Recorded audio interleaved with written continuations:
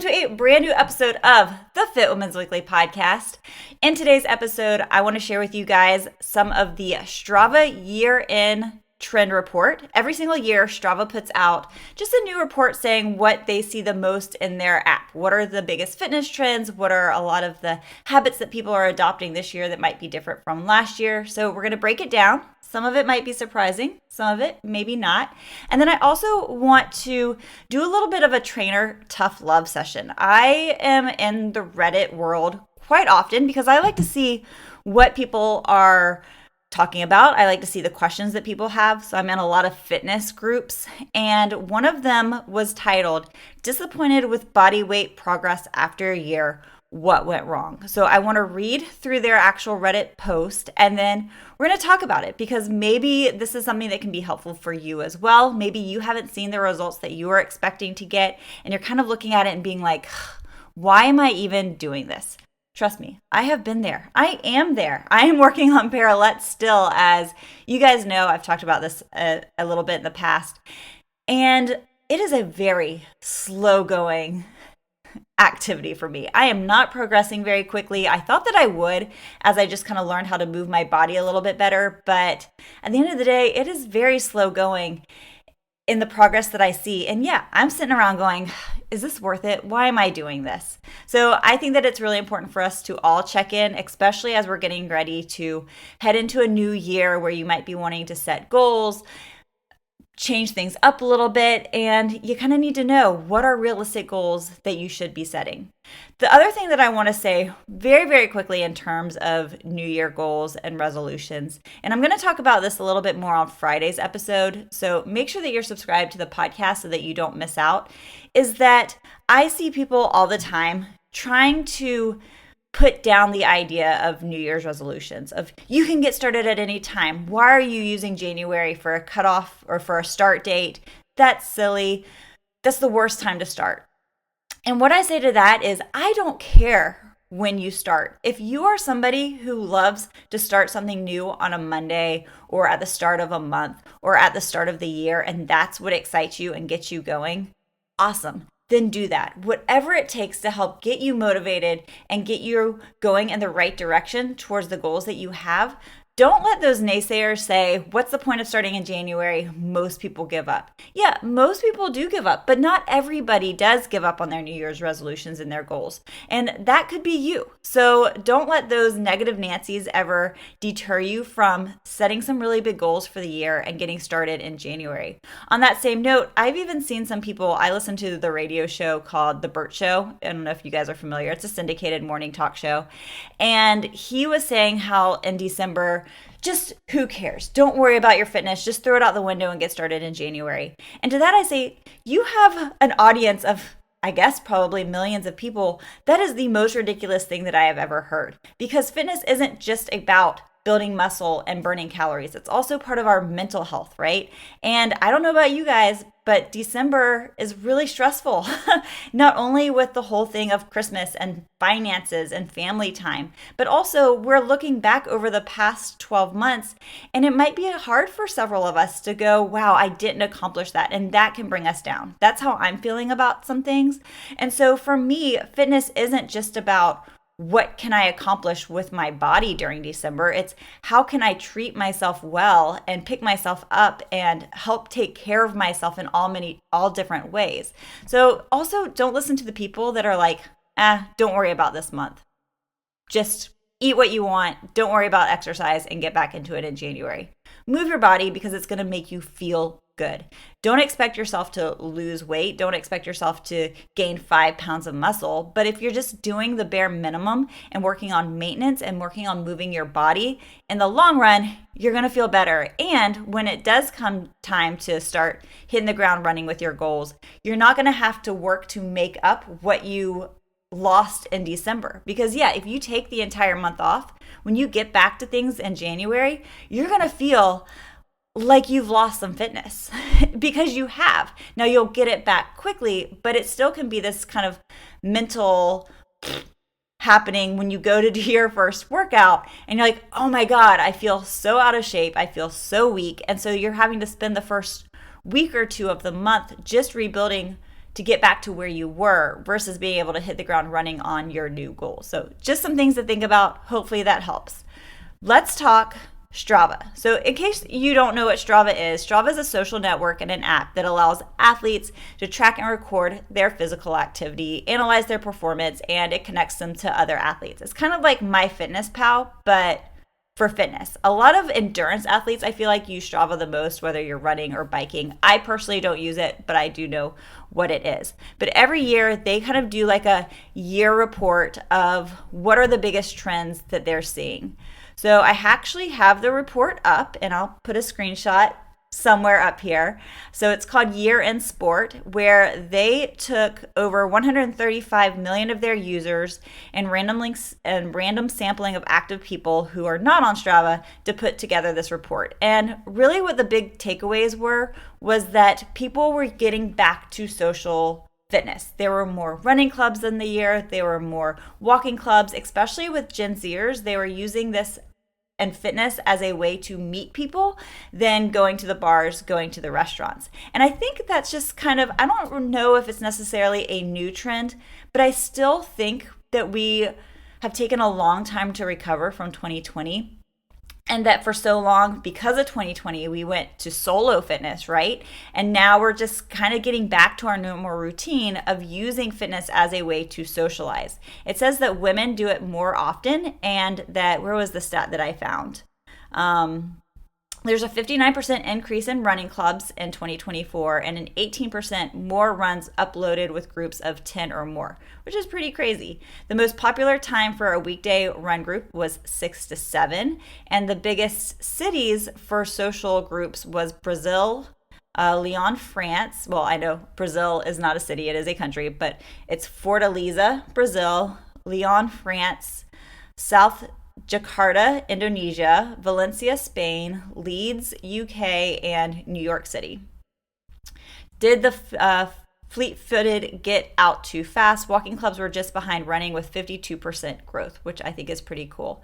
And then there's an 89% increase in women joining Strava clubs in 2024 versus 2023.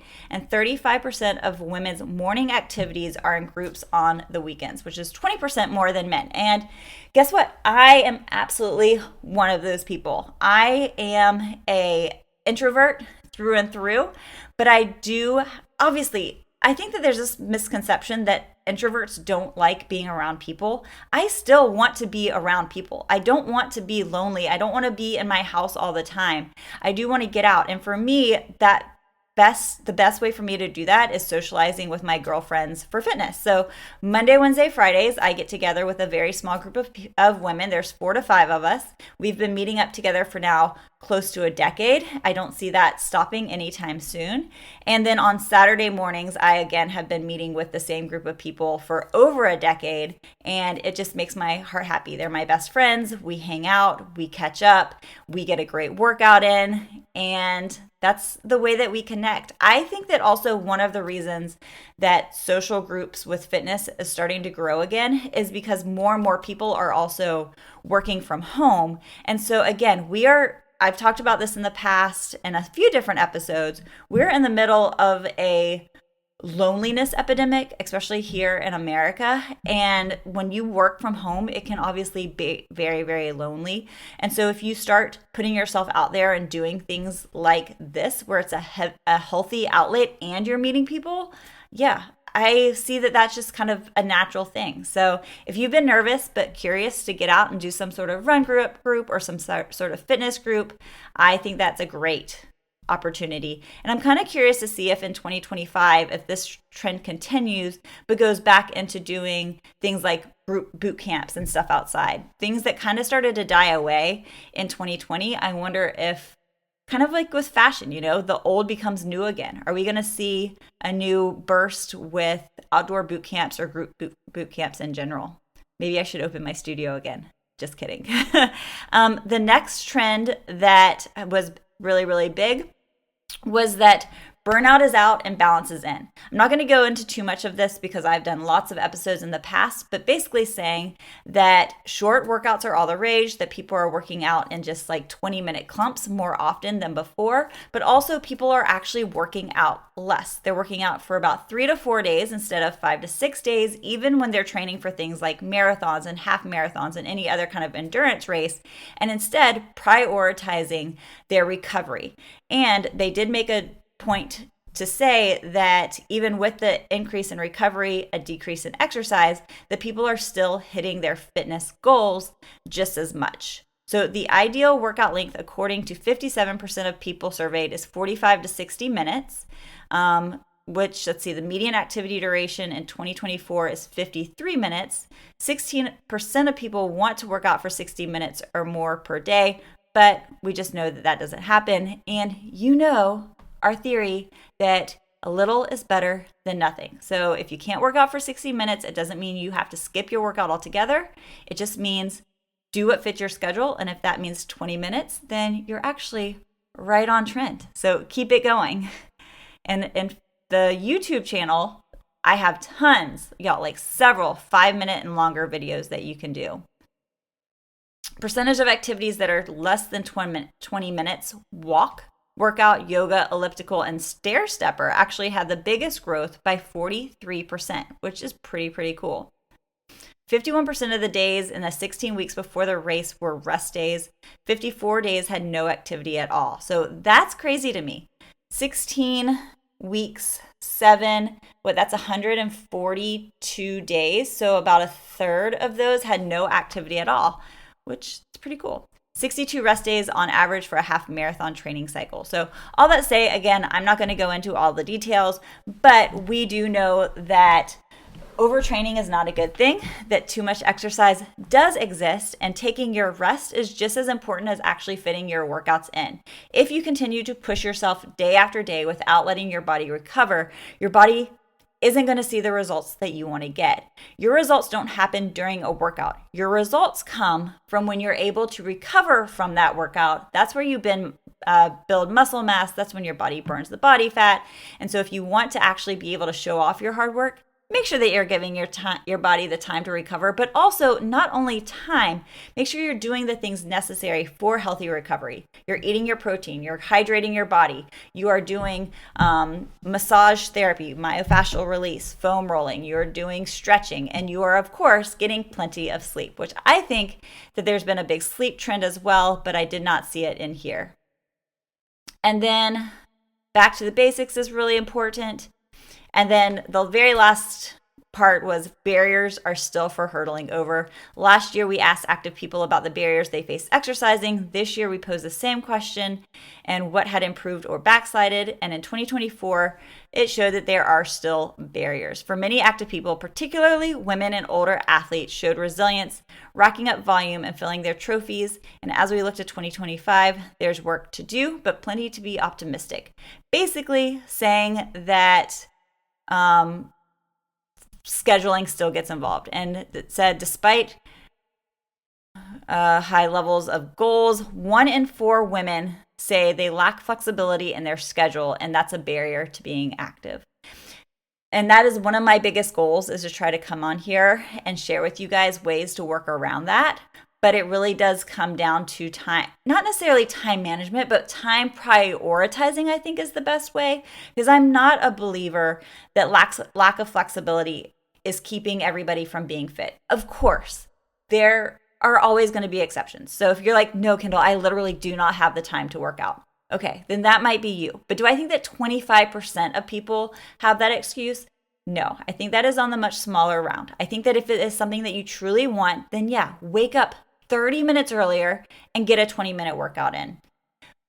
Fit some fitness in. It does show that you can knock out 10-minute workouts throughout the day, just kind of sprinkled in here. It doesn't have to be crazy intense. You don't have to be pouring sweat with every single workout, but you can do those little micro workouts throughout the day, and that's going to have a big bang for your buck. And again, remember, a little goes a long way. So before you say, I don't have the flexibility, ask and look at your schedule to see, is that really true, or is that just a really great excuse that doesn't get questioned? And I'm going to question it because I like to give you the tough love sometimes. So those are the big trends. Nothing crazy. It's not exactly what I was expecting to see in the Strava report, but I am happy that group fitness is coming back, and I am very happy that people are taking the time to recover. I know that I have also made that a priority for myself. Even now that I am back to running, I am taking things a lot slower and really working. I have worked so hard to get a regular cycle back this year, and now that I've had a regular cycle for the past 5 months, like every 28 days, like clockwork, after 10 years of not having that, I don't want that to go away. So I am making sure to listen to my body, let it recover, make sure that it has the fuel that it needs, the calorie it needs, and hopefully that stays going nice and strong. All right, let me know your thoughts, and what are your ideas for what's going to happen in 2025? Okay, so changing things around, I want to hop onto Reddit. We're going to do this on the faster side. I'm going to read this post and then I'm going to share my thoughts on it. And again, I think that even if you don't relate to this person's specific exercises, I think that we can all relate in some way because we want fast results. We want big results. We want results that people go, wow, I can tell that you are seeing results happen, right? And I know that that sounded really funny, but we also want people to recognize our hard work. So even though we might be able to see some changes, we want it to be such a big change that other people see it as well. And when that doesn't happen, it can really bring us down. So let's talk about it and get some realistic expectations. The title is Disappointed with Bodyweight Progress After a Year, What Went Wrong? I'm thinking about giving up on bodyweight fitness. When I first started working out, I trained at home using dumbbells. I was really weak at the time and started with 2 dumbbells totaling 7 kilograms, which is about 15 pounds. Over a few months, my strength progressed rapidly and I worked my way up to a combined weight of 30 kilograms, which 30 kilograms is about 65 pounds. This was in about 2 to 3 months of dumbbell training, and I was amazed at how quickly I improved. Feeling confident, I decided to try pull-ups and push-ups. To my surprise, I couldn't do any pull-ups and could barely manage 1 or 2 push-ups. So I switched my training to focus on bodyweight moves, mainly push-ups, pull-ups, and squats every single day. After about 3 months of consistent training, I could do 15 push-ups and 3 pull-ups at 82 kilograms and 181 centimeters, which is 180 pounds and around 5'11". So this is a guy, but that doesn't matter. It still works here. A year later, my weight increased to 92 kilograms, 202 pounds, but my progress barely has improved. I can now do 20 push-ups and 5 pull-ups, which feels underwhelming given how much effort I put in. I've trained consistently every day, 7 days a week, eaten my broccoli, and made sure to get enough protein, but my progress has been disappointingly slow. I'm starting to think that my expectations are too high, maybe overtrained. Either way, I'm planning to switch back to dumbbells. Where do you think that I went wrong? Should I have trained differently, or is bodyweight fitness just not for me? Is there a way I max out on my genetic potential? Okay, so there's a lot to unpack here. First off, I don't think that by no means is bodyweight training just not for him.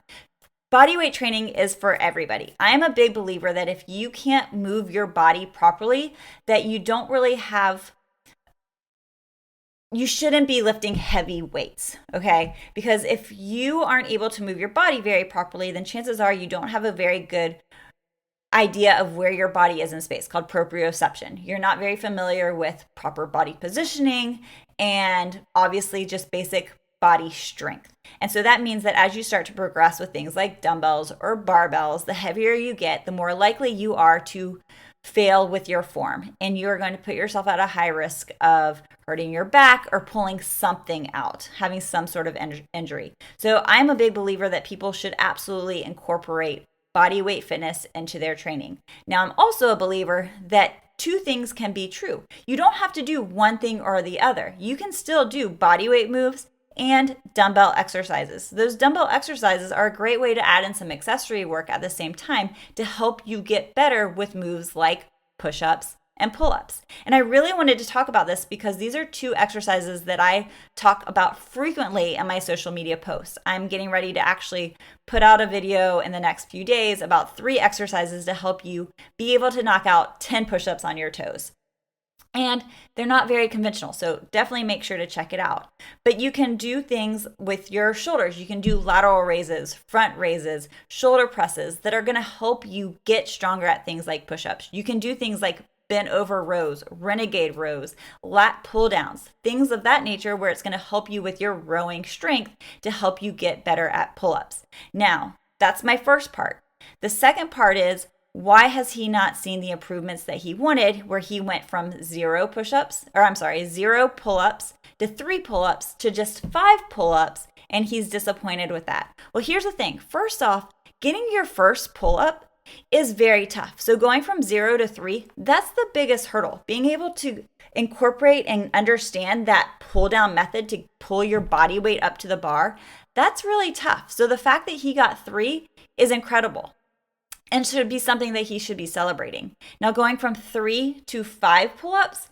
Now, for some time, if you were staying the same weight, then I would say, yeah, over the course of, if it's been a full year and you only increased by 2 pull-ups, then I would say, ooh, we need to take a look at your training. Something's not quite adding up. However, the fact that this person gained 20 pounds, right? Yes, 20 pounds and was able to add 2 pull-ups, that's huge. He's not taking into consideration, he went from doing basically a body weight pull-up at 180 pounds to being able to do a weighted pull-up for 2 reps at 20 pounds. A lot of people can't do a single weighted rep. So then it comes into play of what's going on with your diet, because 20 pounds over the course of a year, that is not muscle mass.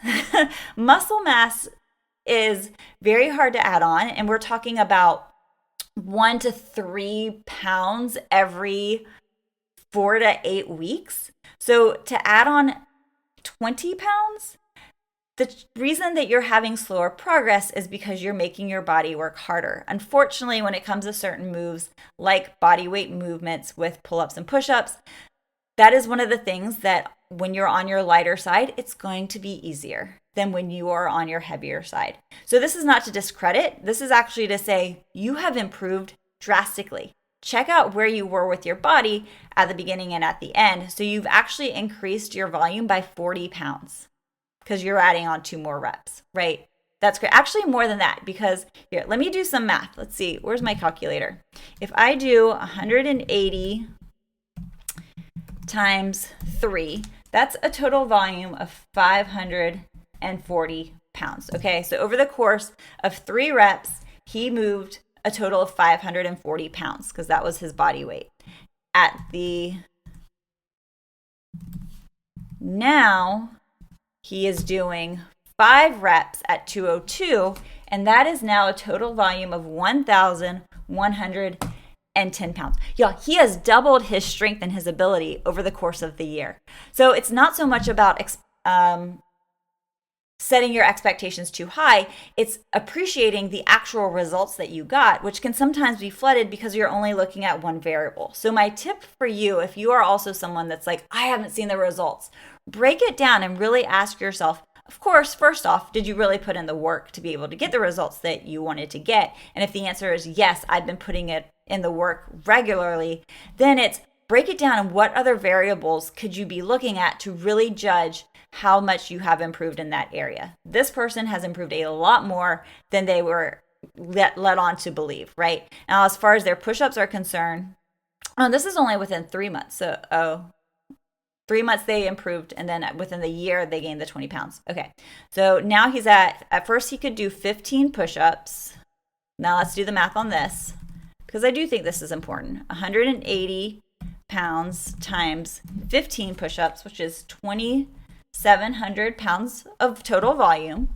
But now he's at 202 for 20 reps, which is at 4,040 pounds of total volume, which is not quite double. Double would have been 5,400 pounds, but over 4,000 pounds.